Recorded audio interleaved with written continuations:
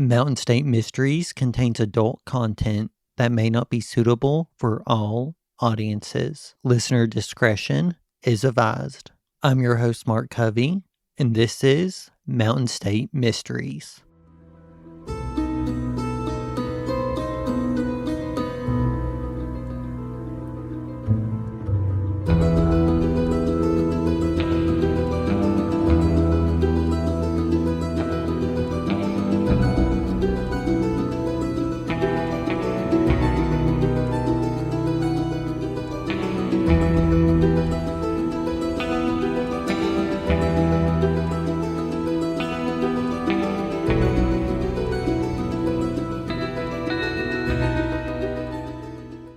The case I have for you today is one that theoretically happened in my backyard. A case that has always made me wonder who would kill a teacher the day before her wedding. This is the case of Cynthia Jane Miller. August 27th, 1981 started out as a normal day for Cynthia. She was decorating her room at Park Middle School. She was just getting ready for the new school year. She had a hard few years behind her, and she was really looking forward to a new start. In 1979, she made the hard decision to divorce her husband, Michael Cole. At 27, she became a school teacher who had completed her bachelor's degree in education and had a master's degree in math from Concord College. After her divorce, Cynthia purchased a home at 103 Miller Street in Beckley. The home is about 5 minutes away from Park Middle School. She rented out the basement as an apartment for an additional income to a woman named Terry Boland. Cynthia also sold Avon for another income. Cynthia met Gary O'Neill, who was a city policeman in the nearby town of Leicester, West Virginia. Gary moved in with Cynthia by the summer of 1981. The two decided to get married, and to save the confusion from explaining the name change to her students in the middle of the school year, Cynthia wanted to get married before school even started. The two decided to hold a small ceremony on August 28th, 1981. Sadly, Cynthia never got to make it to her wedding. Like I said, August 27th was a normal day for Cynthia, so let's deep dive into her day. She spent the first part of the day decorating her new room at Park Middle School. She left the school around noon for a doctor's appointment, and then she went home. She stayed there until 4 p.m. She left for a little bit to go visit her dad at Montgomery Ward's in Beckley. After his shift, he actually stopped by her house to make a few repairs to a garage door. He stayed at her home until 6 p.m. At 7 p.m., Gary O'Neill arrived at the house while Cynthia worked on some Avon orders. They were excited about their wedding happening the next day. Gary decided to go visit some family in Princeton, West Virginia, which is about a 45-minute drive from Miller Street. He left the home around 8 p.m. and said he would return around 11:30 p.m. Their downstairs tenant, Terry Boland, arrived home at 8:30 p.m. She had some trouble opening the door, so she asked Cynthia for help, so she went down and helped, and then she went back upstairs. That's the last time anyone would see Cynthia Miller alive. Terry Boland went to bed around 9 p.m. She heard Cynthia walking down the steps to their shared laundry room. Then she heard her walk back upstairs. After this, Cynthia called the regional Avon manager to let them know about some issues on her orders. Cynthia remained on the phone with her regional manager for about 20 minutes. 10 minutes later, around 9:30 p.m., Gary tried to call Cynthia to let her know that he would be back later than expected. The phone rang, but Cynthia didn't pick it up.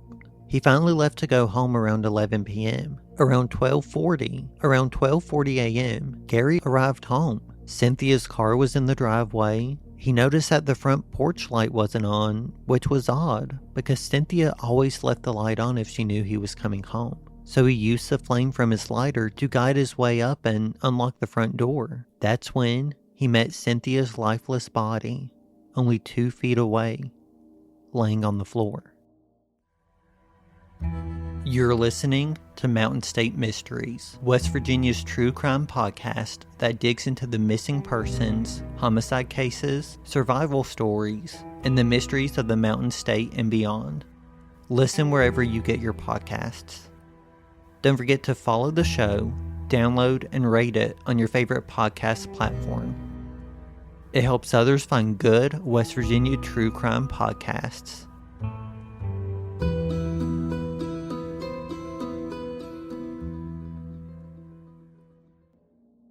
Gary noticed that the back of Cynthia's head was soaked in blood. He was in shock, but he still managed to call 911, then start CPR on Cynthia. Police arrived not too long after the call, and they tried to resuscitate Cynthia, but sadly, it didn't help. Cynthia was declared dead at the scene. Gary was left distraught and disbelieving what happened. It was discovered that Cynthia had been shot, and cops were quick to rule out Gary, said Sergeant Morgan Bragg. According to the reports, Cynthia had been shot in the head 4 times with a .25 caliber pistol. 2 of the shots were from close range, and the other 2 were shot with the gun being pressed to her head.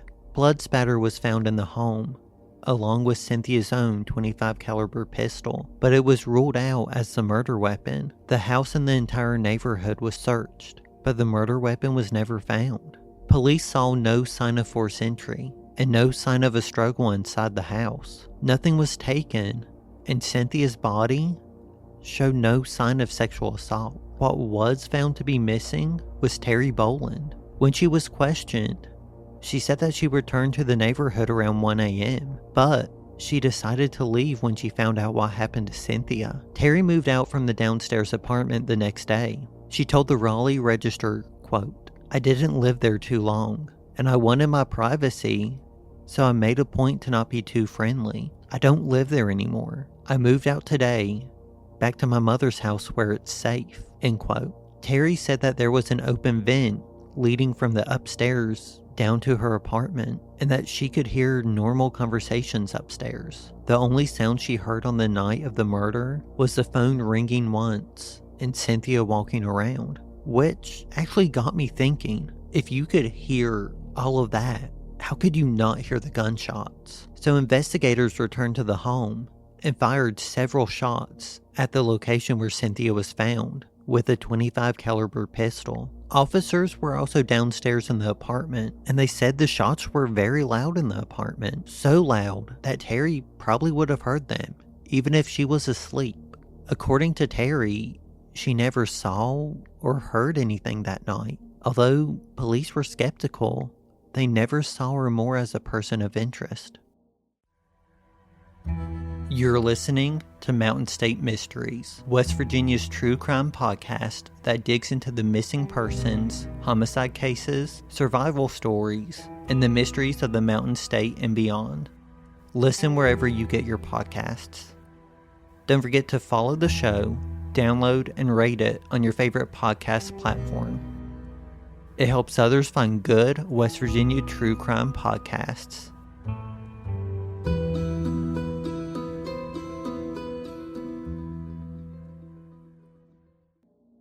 Cynthia's body was removed from the crime scene and taken to Raleigh General Hospital for an autopsy. The following day, her body was taken to the state medical examiner in Charleston, West Virginia. Both the Raleigh County and state medical examiner said that Cynthia was shot at approximately 9:30 p.m.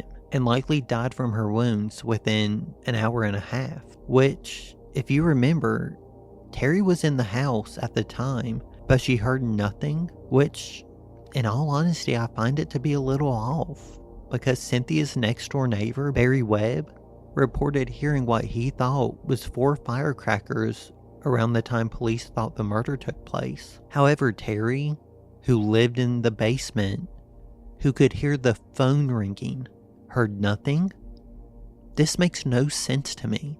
Webb said that he had a clear view of Cynthia's home, and he looked outside to see if he could see what the noise was, but he saw nothing. He did tell police that he heard the shots. 3 were loud, and that 1 was muffled. Over the next few months, investigators spent time conducting interviews of anyone who had any connection with the case. They created a huge file that sadly didn't contain a single clue that could help them solve the case. Cynthia Jane Miller was laid to rest at Blue Ridge Memorial Gardens on Monday, August 30th, 1981, the same day the new school year started. Typically, this is where we'd end on an episode, but Cynthia's case doesn't end just yet. Her case dragged on for months, turning into years. Then it sadly went cold. In April of 1982, Chief Police Thomas Durrett contacted the Behavior Science Unit of the FBI Academy in Quantico, Virginia. He requested a psychological profile in the case of Cynthia Miller. Officials from the BSU responded within a few months, but what they sent was more disturbing than helpful. They emphasized that they lacked enough information to complete a full profile, but they did offer these 5 psychological theories concerning the case of Cynthia Miller. 1. The victim knew her killer very well. 2. The victim had recently rejected her killer. 3. The number of gunshot wounds to the victim's head is a sign of overkill, as well as an anger on part of the perpetrator. 4. It's very likely in a case like this, the perpetrator had already been interviewed by police and appeared to be extremely cooperative. 5. The perpetrator would appear to be distraught over the victim's death. This was not merely a role. While he hated the victim at the time of the murder, he also loved her very much. You're listening to Mountain State Mysteries, West Virginia's true crime podcast that digs into the missing persons, homicide cases, survival stories, and the mysteries of the Mountain State and beyond. Listen wherever you get your podcasts. Don't forget to follow the show, download, and rate it on your favorite podcast platform. It helps others find good West Virginia true crime podcasts.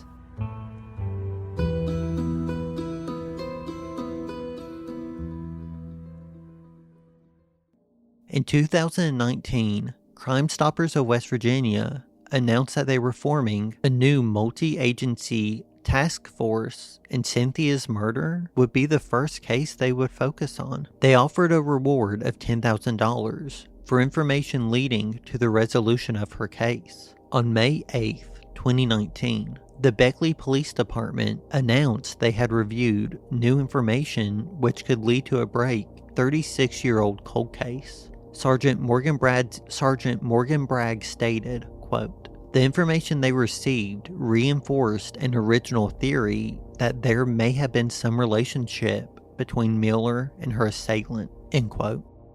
On October 13th, 2020, the Raleigh County Prosecuting Attorney's Office announced that a man was indicted for the murder of Cynthia Jane Miller. Earl James Robbins was charged with the August 1981 murder of Cynthia Jane Miller. Robbins was actually indicted by the same grand jury in October of 2020 for the abduction, kidnapping, and sexual assault of a 13-year-old girl in Beckley in 1980. For my research, I haven't been able to find out if these cases were related in any way. Robbins pleaded not guilty to the 5-count indictment in a federal civil suit filed by no one other than himself against former Raleigh County prosecuting attorney Kristen Keller. Robbins made a number of complaints at omissions in the case, including a detailed account of the day Cynthia was murdered, how he learned about it, and his cooperation with the police in the days following her murder. On the day Cynthia was murdered, Robbins said her fiance Gary had came to his house over an unpaid parking ticket, and just moments later, he said he was walking outside and happened to be at Gary's house on Miller Street talking to a woman. In the complaint, he said, "I never asked who she was. There was no reason to do so. I said, I'll take care of the ticket. No animosity, no bad words between me and him." Robbins said that he learned about the murder from a friend, Gene Jackson, the following morning while walking down Smoot Ave, which is just seconds away from Miller Street. A week later, Robbins claimed he was confronted by police over the unpaid parking ticket and later the murder. He said that he was asked to do a polygraph, which he did. He said he just assumed it was over. He said later that he was informed by his son through letter that he and one other person knew who killed Cynthia, but in a mysterious turn of events, his son died in 2017 before he could tell him. In his complaint, he sought relief from federal court in the form of those bringing charges to be arrested and pay $50 million to the petitioner and his children. Since the filings, Robin has sent the U.S. Southern District Court additional documents asking the court to pay his $400 filing fee and claiming that prison guards stole $660 from his stimulus payment. Attorney G. Todd Hugg has since been assigned to the case. He filed a motion for discovery on May 20th, 2021. So I know you're probably asking yourself, how did all of this happen in a 40-year-old cold case? Well, authorities say details cannot be released yet as they prepare for the trial. Bragg said, quote, "This took a lot of reaching out. Obviously, you know our suspect is in California, and he's moved a lot. We had to follow that trail." End quote. An extradition hearing will be held at a later date in California before Robbins can be brought back to West Virginia. As of 2024, Robbins has only been indicted on the murder charges of Cynthia Jane Miller. The second more updates become available, you know we'll be in your feed, bringing you those updates. We'll be back next week with a brand new case. If you find yourself enjoying Mountain State Mysteries, take a second to follow, rate, and download the show on your favorite podcast platform. It helps others find good West Virginia true crime podcasts. Don't forget to follow us on Instagram, Facebook, and TikTok, all at Mountain State Mysteries. For the show notes, check out our website, mountainstatemysteriespodcast.com.